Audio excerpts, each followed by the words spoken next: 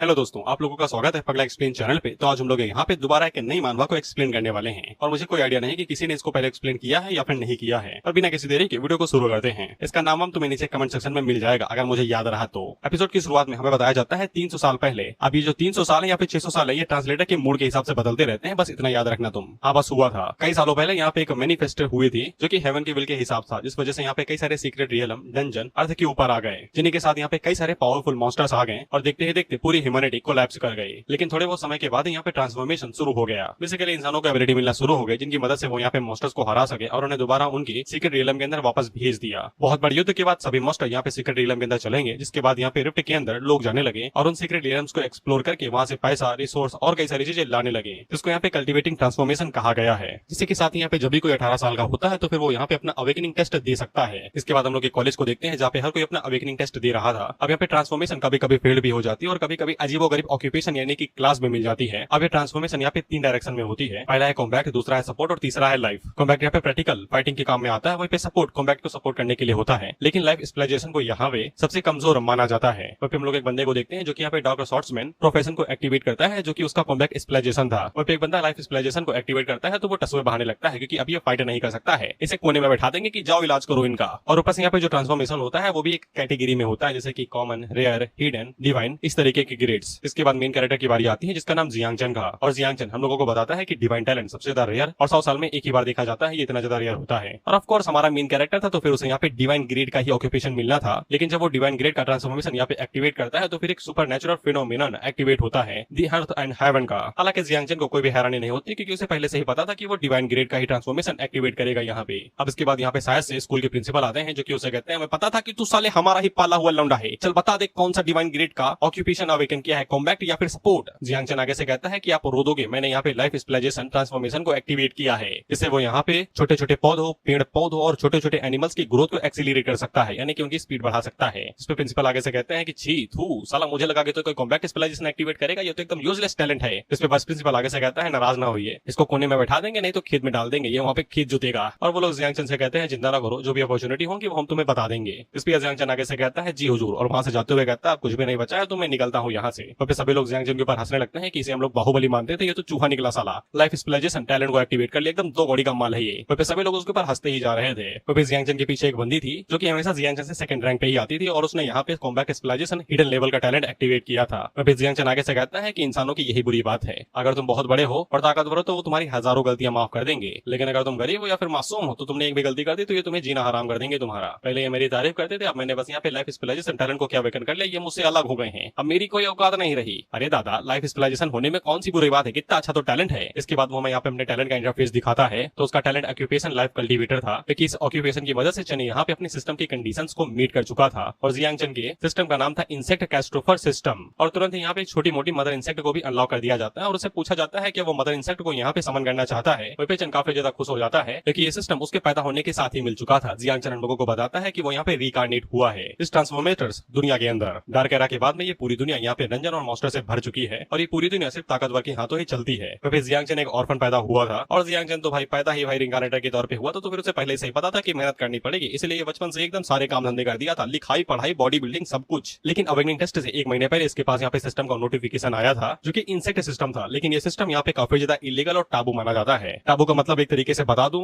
तो एक ऐसी चीज से पूरी दुनिया नफरत करता है और हर कोई मानता है कि ये बात गलत है। आसान शब्दों में भाई बहन के बीच में प्यार, एग्जाम्पल के लिए बस। इसलिए ह्यूमैनिटी के अंदर ये जो इंसेक्ट रेस या फिर इंसेक्ट होते हैं इन्हें टाबू माना जाता है, क्योंकि इंसानों की दुनिया में जो आखिरी बार लड़ाई हुई थी वो एक बहुत बड़े इंसेक्ट के बीच में ही हुई थी और उस इंसेक्ट मॉन्स्टर को हराने के लिए कम से कम 9 से 12 ह्यूमन किंग्स ने खुद को सेक्रीफाइस कर दिया था बस इंसानों को जीत दिलाने के लिए। और तब से इंसेक्ट या फिर मॉन्स्टर्स को यहाँ पे टाबू माना जाता है, बहुत ही ज्यादा नफरत की जाती है उनसे। लेकिन जियांगचन को कोई फर्क नहीं पड़ता था, जब तक वो इसका इस्तेमाल अपने फायदे के लिए कर सकता है तब तक वो यहाँ पे इंसेक्ट की पावर को यूज करेगा, चाहे दुनिया उसके साथ दे या फिर ना दे। इसलिए जियांगचन यहाँ पे अपने सिस्टम को एक्टिवेट करता है तो वो अपनी स्पिरिचुअल सी के अंदर आ जाता है जहाँ पे उसे उसका डिवाइन ट्री दिखाया जाता है जो उसका टैलेंट है। इसके बाद यहाँ पे सिस्टम के नोटिफिकेशन आते हैं और जियांगचन हम लोगों को बताता है कि उसका लाइफ ऑक्यूपेशन टैलेंट भले यहाँ पे कॉम्बैट के अंदर वीक हो लेकिन इंसेक्ट और किसी का पालन पोषण करने के लिए सबसे बेस्ट टैलेंट है। अभी उसने बताया ना कि छोटे मोटे कीड़ों और पेड़ पौधों को वो यहाँ पे अपनी एबिलिटी की मदद से उनकी ग्रोथ को एक्सीलरेट कर सकता है। इसके बाद चन यहाँ पे मदर इंसेक्ट को समन करता है। इसके बाद जब मदर इंसेक्ट यहाँ पे समन होती है तो उसका ऑरा कुछ ज्यादा ही पावरफुल था। जियांगचन ने यहाँ पे जो मदर इंसेक्ट समन की थी उसका लेवल यहाँ पे कैस्ट्रोफिक लेवल था, यानी कि बहुत ही ज्यादा पावरफुल। वहीं पे मदर इंसेक्ट की स्पीसीज यहाँ पे 9 मियास्मा विंग है, नाम याद रख लो, काफी ज्यादा काम आएगा आगे। वहीं पे इसका जो स्ट्रक्चर और जो डिजाइन है वो तो कमाल का है, लेकिन ये दिखने दिखने में बिल्कुल भी मदर इंसेक्ट नहीं लगती, ये बाप इंसेक्ट है भाई। साइज देखो तुम कितना बड़ा है इसका।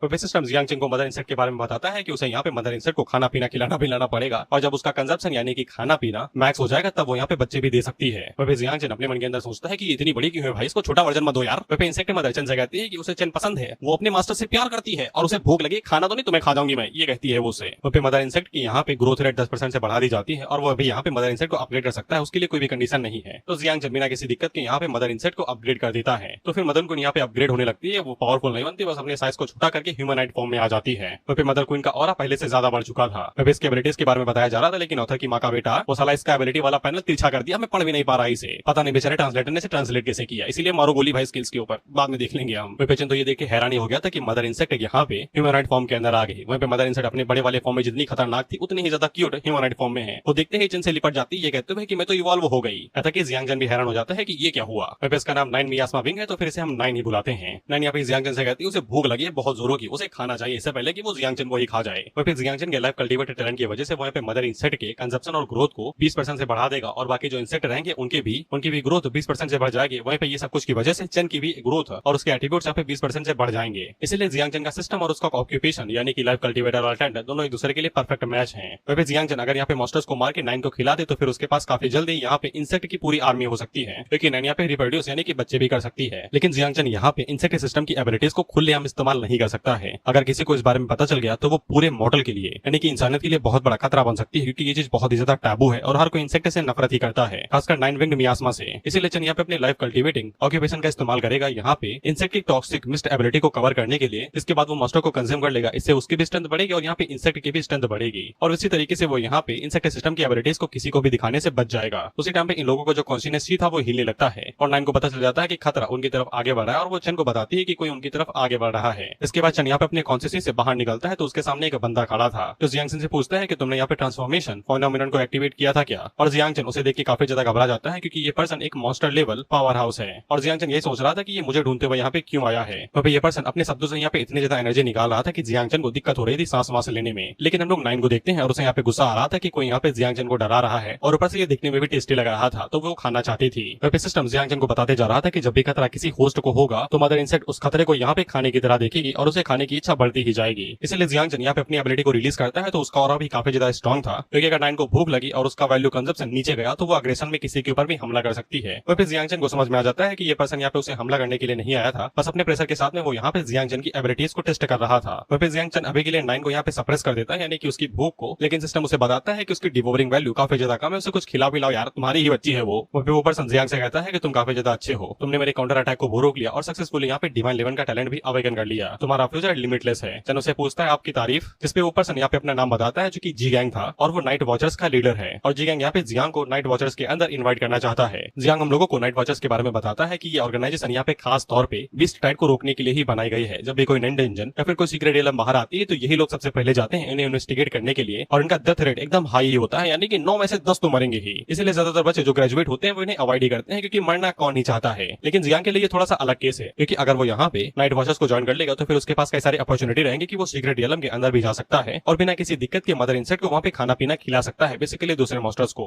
और जब मदर इंसेक्ट की यहाँ पे डिवोरिंग वैल्यू यानी कि पूरी कंजप्शन फुल हो जाएगा तब वो यहाँ पे रिप्रोड्यूस यानी कि बच्चे भी शुरू कर सकती है देना। इससे जियांग के पास यहाँ पे इंसेक्ट आर्मी भी आ जाएगी, और अगर वो यहाँ पे नाइट वॉचर्स को ज्वाइन कर लेता है तो फिर उसे ज्यादा मेहनत भी नहीं करनी पड़ेगी अपने इंसेक्ट सिस्टम को छुपाने के लिए। इसलिए नाइट वॉचर्स ऑर्गेनाइजेशन जियांग के लिए बढ़िया है। जियांग भी यहाँ पे जियांग से यही कहता है कि उनकी रेपुटेशन इतनी अच्छी नहीं और वो लोग आउटडेटेड हो चुके हैं, लेकिन वो अपनी पूरी कोशिश करेगा कि वो जियांग चेन को यहाँ पे ज्यादा से ज्यादा रिसोर्स दे सके। लेकिन जियांग चेन के हाथों में तो दोनों हाथों में ही लड्डू था, इसलिए वो डील को एक्सेप्ट कर लेता है बिना किसी दिक्कत के। इसे तो जी गैंग भी हैरान हो जाता है कि इतनी जल्दी कैसे मान लिया, बच्चे तो भागते हैं साला मुझे देख के, जैसे कि मैं साला उन्हें किडनैप ही कर लूंगा, इसलिए वो काफी ज्यादा हैरान होता है। लेकिन जियांग चेन ज्यादा जवाब नहीं देता, ये कहते हुए कि उसे कुछ काम है, क्योंकि नाइन को गुस्सा आ रहा था, उसे भूख लग रही थी और वो जियांग चेन से कहती है कि खाना खिला दो नहीं मैं तुम्हारा पिछवाड़ा नोच लूंगी। इसलिए जियांग वहां से कट लेता है, ये कहते हुए कि मैं सीधा आपसे नाइट वॉचर्स हेडक्वार्टर्स में ही मिलूंगा 3 दिन के बाद में। फिर जी गैंग जियांग से ये पूछना भूल गया था कि साले के पास प्रोफेशन कौन सा है, यानी कि ये मेन चीज ही भूल गया। इसके बाद यहाँ पे प्रिंसिपल आते हैं जो कि जी गैंग को बताते हैं अगर तुम यहाँ पे किसी को रिक्रूट करने के लिए आए हो तो फिर लेट हो, सब बच्चे यहाँ से जा चुके हैं और जिस बच्चे से तुम बात कर रहे थे उसके पास लाइफ कल्टीवेटिंग टैलेंट है। इस पे जी गैंग हैरान होकर कहता है लाइफ कल्टीवेटिंग, झूठ ना बोला यार, उसने और इतना रिलीज किया, मैं डर गया था 1 सेकंड के लिए। इसके बाद हम लोग सिटी के बीच में एक डंजन को देखते हैं जहाँ पे हम लोग कुछ लोगों को देखते हैं और ये लोग उस डंजन के अंदर जाने के बारे में प्लान बना रहे थे। तो फिर जी गैंग इनमें से 2 लोगों को जानता था जो कि एक अंकल वॉन्ग थे, वो उनसे कहता है कि मैं आपकी टीम को ज्वाइन कर सकता हूँ। इसके लिए अंकल को कोई भी दिक्कत नहीं थी और वो उसे बधाई भी देते हैं कि उसने यहाँ पे लाइफ क्लास को एक्टिवेट किया है। मतलब ये लोग पार्टी में काम नहीं आते हैं, लेकिन यहाँ पे कई सारे लोग इन्हें ज्वाइन करते हैं प्लांट व्लांट के मामले में, मेडिसिन वेडिसिन के मामले में। इसीलिए अंकल जियांग से कहते हैं अगर उसके पेरेंट्स जिंदा होते तो फिर उन्हें जियांग के ऊपर गर्व होता।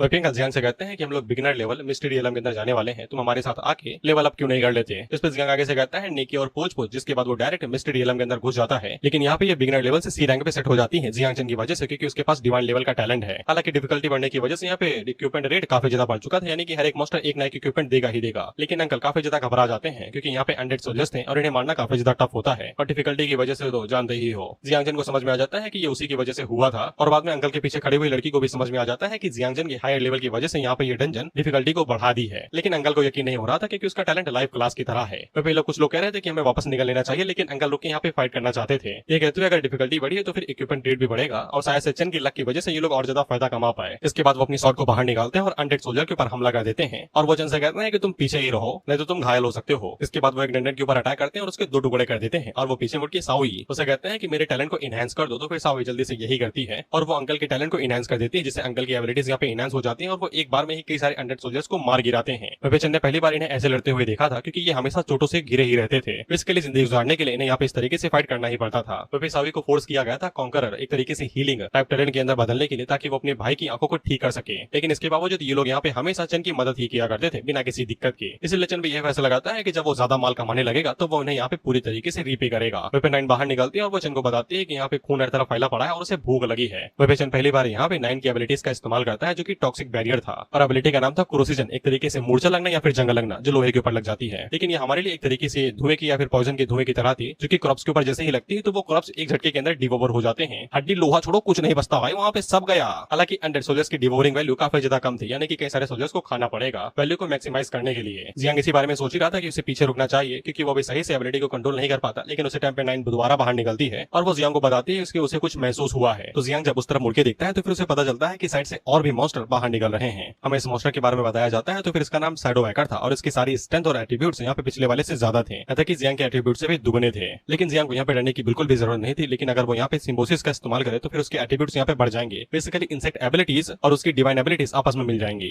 तो फिर जियांग यहाँ पे सिम्बोसिस का इस्तेमाल करता है और वो 9 को यहाँ पे प्लेग के अंदर बदल देता है, बेसिकली वायरस या फिर धुएं के तरीके। इसकी मदद से जियांग की स्ट्रेंथ और एट्रीब्यूट्स यहाँ पे बढ़ जाती हैं, जिसके बाद वो तेजी के साथ आगे बढ़ता है और शैडो वॉकर को पकड़ के उसे नीचे ही पटक देता है, और एक झटके के अंदर कई सारे शैडो वॉकर्स को यहाँ पे मार गिराता है। फिर वो जिनके ऊपर अटैक नहीं कर पाता वो उन्हें छूते हुए आगे बढ़ता है और उनकी बॉडी के ऊपर यहाँ पे एक तरीके से प्लेग कवर कर लेता है, जिसके बाद वो यहाँ पे डिवोवर एबिलिटी का इस्तेमाल करता है और उन सभी को यहाँ पे क्रोसिजन की मदद से उन्हें डिवोवर करने लगता है, और इनकी वैल्यू अनडेड सोल्जर से ज्यादा थी। उसी टाइम पे 9 दोबारा बाहर निकलती है और वो जियांग को बताती है कि और भी खाना आ रहा है। तो फिर जब जियांग पीछे मुड़ के देखता है तो फिर वहाँ पे और भी ज्यादा शैडो वॉकर्स अवेकन हो जाते हैं। दरअसल डिफिकल्टी लेवल बढ़ जाने की वजह से मॉन्स्टर्स की तादाद भी यहाँ पे बढ़ गई थी और उनका लेवल भी, यानी कि हर एक जगह पे मॉन्स्टर छुपे हुए ही हैं। इसलिए जियांग को यहाँ पे अंकल और साओई की चिंता हो रही थी। इसलिए जियांग 9 से कहता है कि क्या तुम इन्हें संभाल सकती हो, जिसमें 9 आगे से कहती है खाना ही तो है, क्या फर्क पड़ता है अभी खाऊं या बाद में। तो जियांग से कहता है देख क्या रही हो, हमला करो यार, खाना है तुम्हारे। इसके बाद हम लोग अंकल वाली साइड को देखते हैं तो अंकल को यहाँ पे कई सारे अंडर सोल्जर्स ने चारों तरफ से घेर लिया था। वे ये आते ही जा रहे थे, भले ही तुम जाए कितनों को भी मार लो। इसलिए अंकल यहाँ पे सावी से कहते हैं कि तुम चैन को लो और यहाँ से बाहर निकल जाओ। उसी टाइम पे एक सोल्जर यहाँ पे अंकल के ऊपर हमला करने की कोशिश करता है और अंकल के पास समय नहीं था ब्लॉक करने के लिए, लेकिन तभी चैन वहाँ पे डिवोवर एबिलिटी का यूज करता है और उस मॉन्स्टर को डिवोवर कर जाता है। वहीं पे अंकल ये देख के हैरान हो जाते हैं कि चैन लाइव क्लास टैलेंट होने के बावजूद यहाँ पे अनडेड सोल्जर्स को इजिली मारे दे रहा है, जिसपे चैन लोगों को बताता है कि उसके पास यहाँ पे हिडन पॉइजन बैरियर स्किल है। और हैरान होना, हिडन एबिलिटीज यहाँ पे हर एक प्लेयर के पास होती हैं जो हाई लेवल के होते हैं ज्यादा। इसलिए अंकल को यहाँ पे जियांग के ऊपर शक नहीं होता है और वो कहते हैं डिवाइन लेवल की एबिलिटीज काफी ज्यादा डेंजरस होती हैं। चैन लोगों से कहता है कि मैं यहाँ पे संभालता हूँ, तुम लोग यहाँ से बाहर जा सकते हो। लेकिन अंकल को भी चिंता हो रही थी क्योंकि बॉस आने ही वाला था यहाँ पे।